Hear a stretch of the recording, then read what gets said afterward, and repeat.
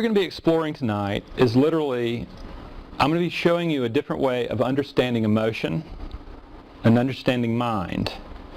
And what we're going to be talking about in particular is that the mindset that you have brought to trading, the part that brought you into trading, and you saw the blue sky, you saw what was possible, and you said, I'm smart, I can do this.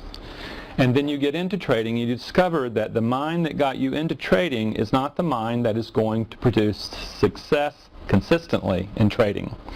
Now, correct me if I'm wrong, okay? This is, I work with a lot of traders, and what I've discovered is the estimates lie anywhere between 80 and 95% of traders actually lose money.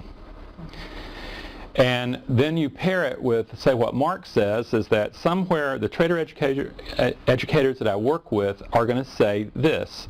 They're going to say that somewhere between 80 and 90% of the game of trading is in the mind. You darn well better have methodology. You darn well better. That's the ticket to the game. If you haven't got that, you're not going to play in the big leagues at all. You better have platform.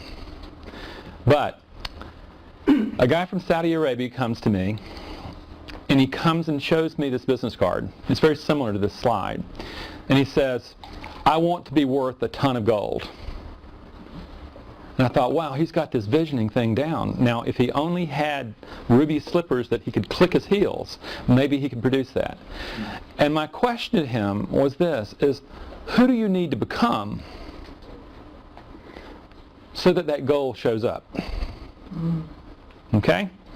That's what we're talking about tonight. That's what we're going to be talking about tonight. And what actually blocks you, okay, from actually taking this really cool platform these folks have, taking this really cool teaching that they give you, and you've probably invested a lot of money and effort and energy into methodology training. You know how to trade. You know how to manage risk. The question is, why can't I do it when the money counts? Well, that's what we're going to be looking at tonight. The first thing is ultimately the assumption I hold is this, is that you're trading your beliefs. You're trading your beliefs about your ability to manage uncertainty. And as long as you're avoiding it, and there's a billboard campaign in the Charlotte area right now, and the billboard campaign is this very simple thing. Thousands of men die every year due to stubbornness. Okay?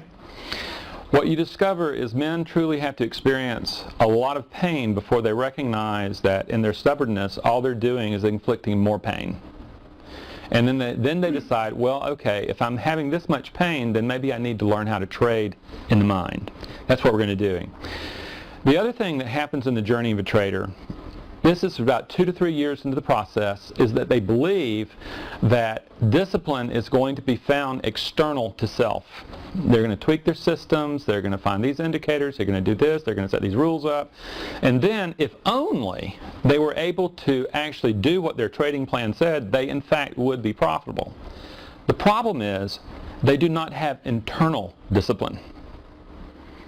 And if you do not have internal discipline, you will not be able to trade effectively. It is the core strength. It is the core element of learning to trade successfully. Otherwise, what you do is you stay stuck in a self-limiting script. I'm going to talk about that later. Basically, what your brain and your mind, they kind of they conspire together. The brain builds pattern. And what it does is it forces you to see through a particular perceptual map. And that's why if you're with two traders, one successful and one not successful, these are actually clients of mine, is that they're sitting and they're looking at the same information. However, the observer, the mind that one sees, he sees the opportunity, the other one sees trading not to lose. Now, who do you think wins consistently? The guy who trades not to lose, or the guy that is trading with a mindset that is saying, I'm receptive to what the market is going to give me. I'm receptive to losing my fair share, and I'm receptive to winning probability every time. Who do you think is going to do it? So that's the blocks. Fundamentally, And this is what I want you to do is take a look at this. This is the incredible investment that you people are making every day. The first thing is, it's typical for me, if I'm looking at a person on Skype, what I'm doing is I'm looking at a bank of computer screens. They've got, I mean, it's just like I'm going, wow, that's quite, they have got the technology there. They have got the platform there. They have done this, they've tested this, they have got that. They have found the fastest things, they know how to get their orders filled, they've got that system down. It may have taken them 5 or 6 years to do it, they've got it. The second thing they've done is they have gotten trained. Most people I work with have not book trained themselves. They have found mentors that teach them methodology that, in fact, if they follow it, would give them an advantage in the markets. They've got that. What most people forget is that trading is a three-legged stool. The platform has to be there, my friends. The methodology has to be there. But what are the beliefs? Excuse me. We have a wardrobe malfunction here.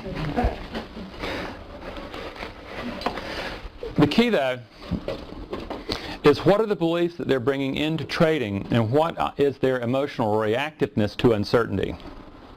That's really the key. And what we're going to be doing is saying, let's take a look at this element, this forgotten element that nobody seems to talk about until they have 3 or 4 years into the business. And most people, the people I work with, it's very common. I don't even start getting phased if the person's only lost $10,000 or $20,000, $30,000. Most of the folks, when you get into this business, what they've done is you will see them losing $100,000, $500,000. I've worked with a guy who's lost $1 million. Before, he literally said, you know something? The problem's not in my methodology. The problem is not in my platform. The problem is me. And that's when they begin to say, I need to reorganize the self that I am to trade. That's what we're going to be doing. So, in how I teach, these are the elements that I teach. The first element is emotional regulation, and I'm going to be going over this in more detail. Emotional regulation, my background is I am a licensed therapist who worked with populations including violent prisoners and also youth that were what we would call really incorrigible. And what I did is I taught them emotional regulation so they did not trigger to anger into violence. And what I discovered, this was really good training for traders. Okay? I was learning how to interrupt pattern that grabbed a person's perfectly logical mind and made them either scared or impulsive in trading, and we could interrupt it. And if you interrupt it, you have a moment there where you can reestablish a very different mindset to trade from. The second is I am a very big advocate of mindfulness. We're going to be talking about that, and particularly in Western societies such as America, we're really behind the boat. I am from the advertising industry for many, many years, and the one thing that we didn't want people doing is being mindful of their beliefs.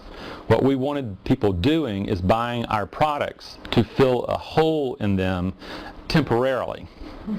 Okay?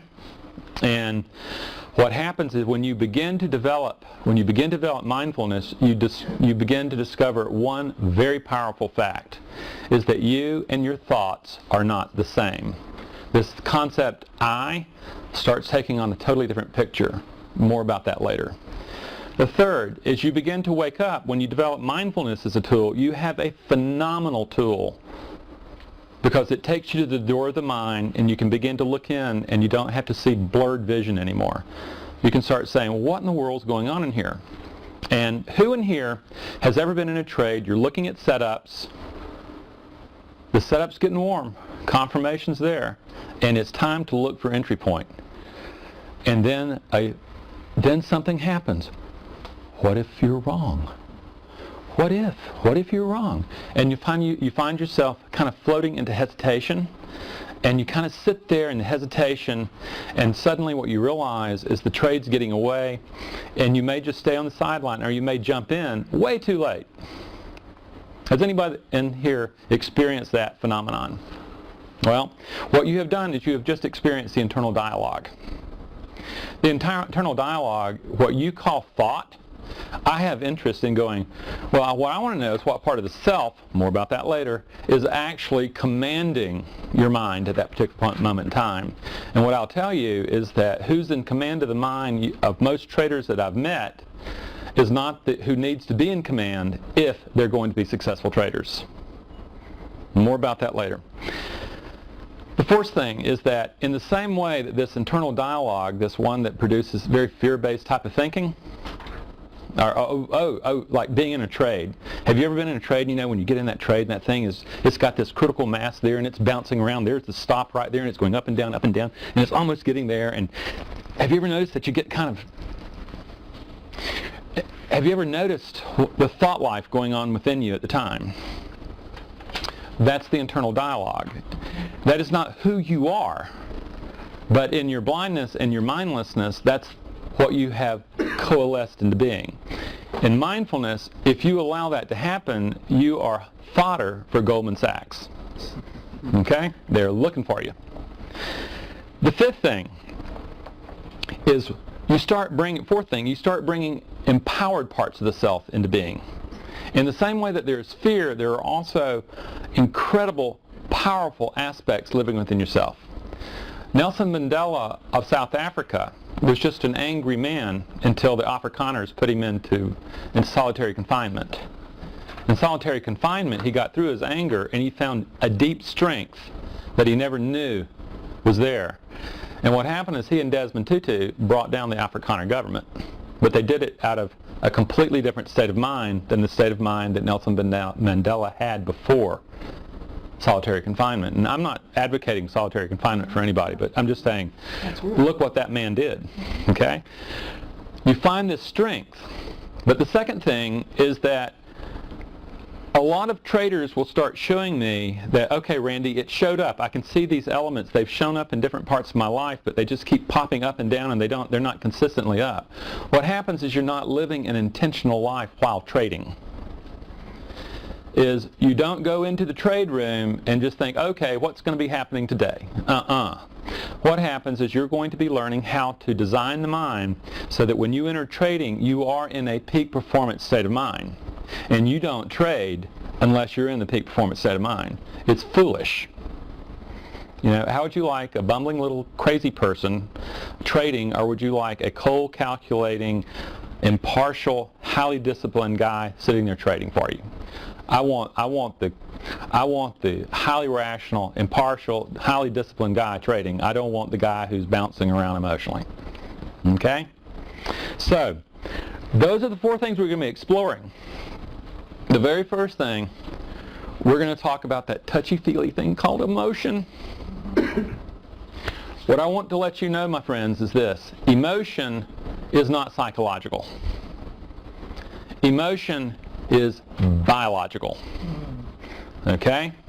You try not to have an emotion. Does anybody in here know the only time that you don't have an emotion? Dead. You're dead, okay?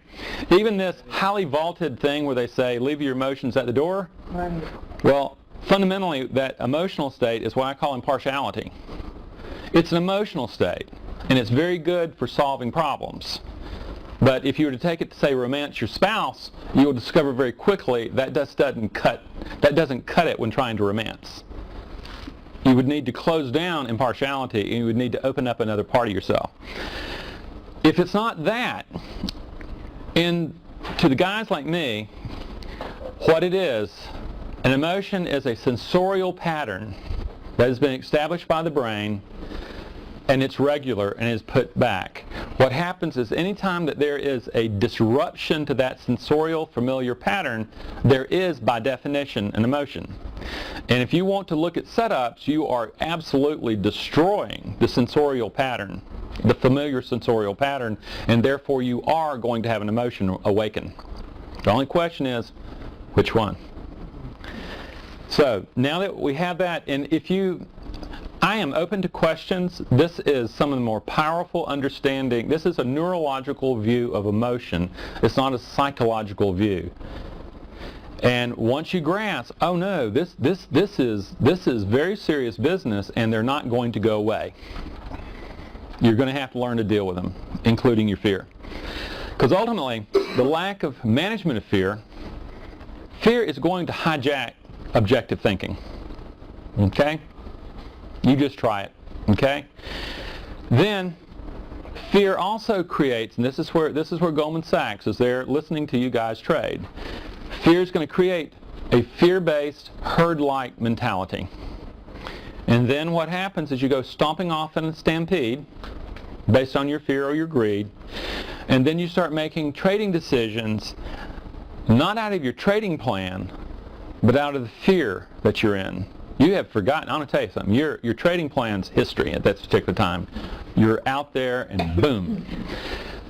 And out of that, Goldman Sachs is going to manipulate the market and get you sucked in and cut it off, and they're just going in, they're creating the market. And believe me something, you're not going to create the market like these guys can. They're leveraged 12 to 1. And by the way, this guy that just blew apart the other, the brokerage firm that we will not talk about, was leveraged 34 to 1. 34 to 1. That means like if you make one mistake for $1, you're going to owe 100. So, at that point is when you transfer your hard-earned capital to the people who know how to play the game of emotions. Okay? And what happens is, let's wise up. Let's wise up. If you're taking notes, this will be, this actually is from the work of Stephen Stosny. He is one of the fathers of emotional intelligence, and for me, when I started working with him, it just absolutely, I was a cognitive behavioral guy, and I met him, and all of a sudden I said, oh my God, I am completely wrong. I have to retrain my entire way I work with people, because I realized this, is that in CBT what you learn is that emotion comes out of thought. In emotional intelligence work, what you discover is first that emotion is biological, and out of the biology comes thought. And if you do not manage biology, you do not manage beliefs or thoughts. The first part of an emotion is arousal. And it's actually the first part I teach with people. I had them start looking at themselves, and I say, well, what's actually going on? And you know what they'll do is they start noticing that when they're entering trades or when they're really problematic in their trades, they're sitting there and I ask them, well, what is your breathing like? And what you'll discover is either you're panting way up here or you're holding your breath. Breathing is part of an emotional signature. Okay? If you want to throw gasoline onto the emotional state of fear, all you have to do is stop breathing or start panting up here. What you're ultimately doing is you're cutting off oxygen to the brain, which, by the way, in partiality, a very highly evolved emotional state, requires phenomenal amounts of oxygen to be able to operate. Fear, it's cutting off oxygen. It's not even using the brain. It's all body memory at that time. So, you will also notice tenseness in your body. You will find all sorts of things going on with your gut. You'll find things with your jaw, and what you'll do is you'll start noticing fixation on the screen. I want to tell you something. You're cooked. If you get that far, you're cooked. If you allow the arousal to get that far, it's already taken over your ability to think impartially. Arousal. And it just so happens we're going to be talking about how you can interrupt that and change the emotional state. The second, and probably the most important part of an emotion, is an emotion, understand the Latin is emotion, out of. Your body is in motion. An emotion is going to compel you to act, and it's going to compel you to act in 3 basic routes. Fight, flight, approach. Okay? And within flight, avoid. Here we go. Now, you tell me if you have ever found yourself doing this while you're trading. Running, hiding, getting cups of coffee, doing all that email, blah, blah, blah, blah, blah, blah. Freezing, that's that business trying to pull that trigger, and you go, why can't I make that finger do it? Or submitting. I might as well just give up and let this thing blow me out. That's fear. Anger, if you've ever done impulse trading, if you've ever done revenge trading, if you've ever overtraded, what you're going to see is that you're in attack motivation. You're going to make the markets pay. You've got to get the losses back. You've got to do it. You're attacking. And if you want to be really foolish, Muhammad Ali was a great boxer because what happened is he allowed Joe Frazier to keep attacking. He knew that as long as he was doing that, he was being wore down, and by the end of the fight, he would prevail. The third one, approach, is what we're going to be getting to. It's very key to mindfulness. When you begin to approach, you have curiosity. You have a calmness about entering things and being able to perceive uncertainty very, very differently than when an attack or a void. Meaning. This is huge. What happens is meaning becomes fused to the emotional state. And what you believe becomes fused to the emotional state in relationship to how well do you think you're going to be able to deal and prevail with uncertainty. That's what the brain is going to do. Feeling. Feeling is that touchy-feely stuff. It's the subjective experience of the emotion. The problem with feeling is when you feel the emotion, you are cooked. What you're feeling in an emotion is you are feeling the chemistry in your body that has flushed and produced a feeling of energy in the body. It's already there, and your ability to think has already been compromised deeply. Unless you have a feeling of impartiality. Then you have that chemistry in the body is exactly what you're looking for to trade.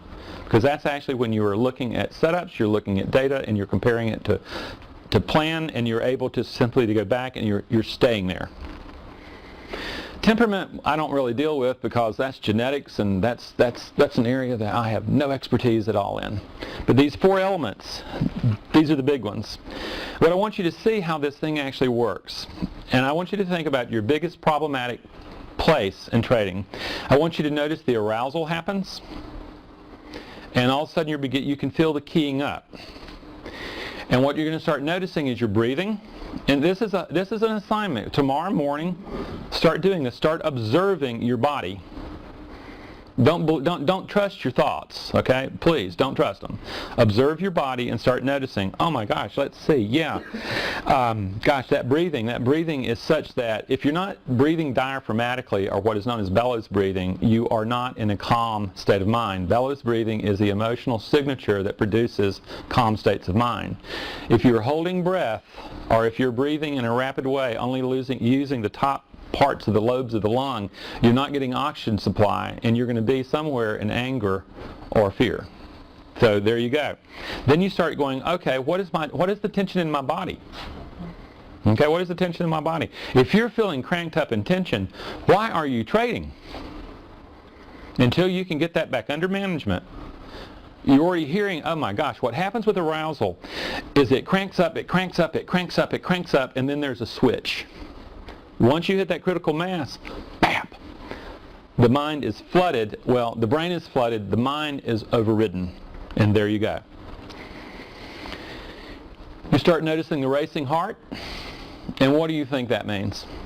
You have a racing heart, you've accelerated the adrenal complex, and you are dumping adrenaline and cortisol in the system. Now, for those of you who don't know this, what happens is that's the fear chemistry, that's stress chemistry. You're cooked. Okay? So, rational thinking is swept away. Rational thinking requires a completely different set of circumstances. The state of mind that would produce peak performance, say, in American football. It's very goal-oriented. It is very, I am going to control. I am going to win. I see the vision. I'm going to make it happen. If you bring that mindset, and it's highly the body gets cranked up. I played football, and I want to tell you, I was a defensive linebacker, and I just loved hitting people. Okay? And I would just get all cranked up. You take that mindset into bridge, into chess, into trading, it's going to kill you. When you have a highly cognitive exercise that you're doing, you do not want arousal. You want very low states of arousal, because what's happening is that you have to be able to have the state of mind that impartiality can show up in, not fear. So, there you go. Now, this meaning business, and this is one of the hardest things that traders ever get to. Ultimately, this is where, when you are trading inconsistently, here's the 4 deep meanings, the 4 deep self-limiting beliefs that drive all this stuff. Is one, there is a fear of inadequacy. If you think you have to be perfect, you think you can't lose, if you lose, it's just a statement about the self. That aspect is going to kill you. Instead of running from it, you have to embrace it, and you have to learn how to conquer it. If you have a feeling of not mattering, and this is a lineage between fathers and sons that goes on for generations and generations, is until you crack that code, a lot of men and women are trading because they see it as a sense of mattering. If I win, I really matter. Or worth. If I finally have a lot of money, what's happened is I've confused my net worth with my self-worth. And in trading, if there's anything that will kill you, it is that. Trading is a performance. Your self-worth is an internal value within the self. More about that later. Powerlessness. If you've ever been powerless before, you know that it creates a state of mind.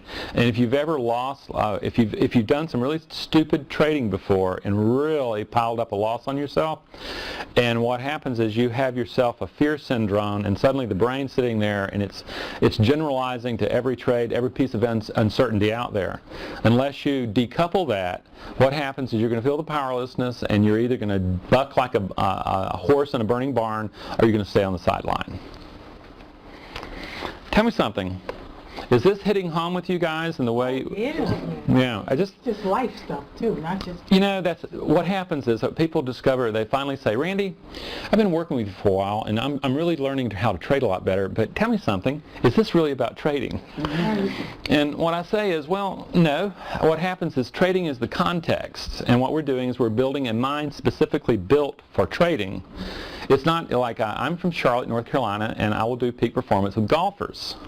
Okay, and what happens is golf's peak performance mind is very different than a trader's state of mind.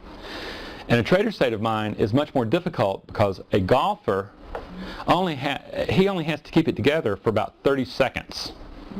Okay? A trader, how long do you have to keep your act together to trade? The whole section. The whole enchilada. Bingo. Much more difficult. We've talked about emotional motivation, so we've got that. And here's the deal, my friends. This is what I want. This is the biology. I want to hone in. I know that I'm teaching you a lot of biology, but you need to grasp that no, you are a biological creature, and until you learn to manage your biology, you're not going to manage mine.